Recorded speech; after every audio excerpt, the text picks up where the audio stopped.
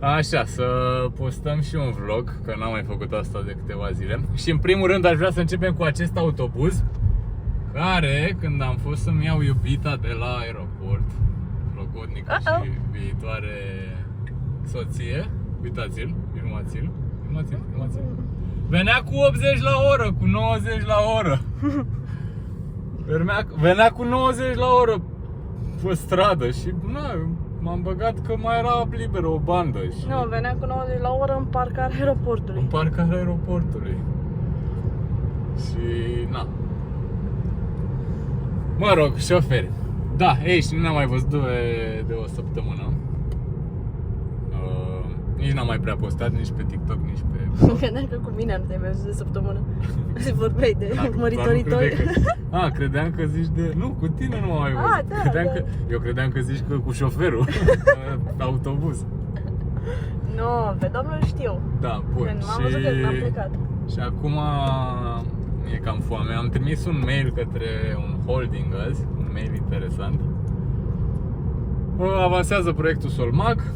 Nu știu cum, spune și tu chestii despre tine, că n-am mai... Uite, mai am 2 vloguri de postat, o să le postez pe cele 2 și pe acesta.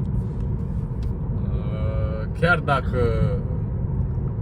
dacă nu o să postez mereu, când fac asta, poate chiar așa dintr-o bucată, cum sunt astea de acum, live așa, adică live, fără caturi prea multe sau fără... Da. Eu din postura mea anonimă o să vă spun că viața la Oradea și la Arad este mult mai chill ca în București. Vă recomand să vizitați. Oradea a devenit superb. Hai, tu vorbești, eu mi-am ca și cum aș povesti, da? Da. Hai. Deci Oradea a devenit un oraș superb. Au fost făcute niște pasaje care traversează centrul și fluidizează traficul foarte, foarte bine.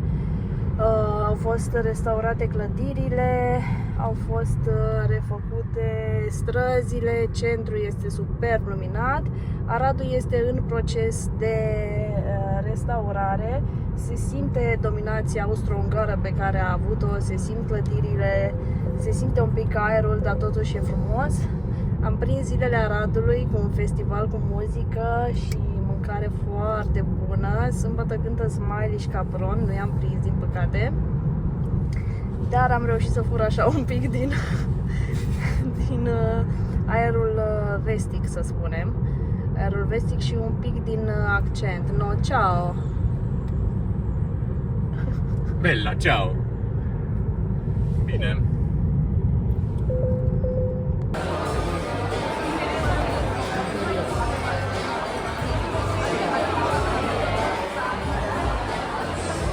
Mai nu știu ce se întâmplă, dar scumpa a venit puțin schimbată pe la Oradea. Face o chestie ciudată așa. Eu o fac în alte circunstanțe pe asta, nu când încerc să... Ea spune că vrea să absoarbă energia locului. Nu înțeleg. Ambrozie. Nu știu, zice ceva de Ambrozie Chiș, de un profesor din Oradea sau ceva. Nu știu ce a făcut acolo.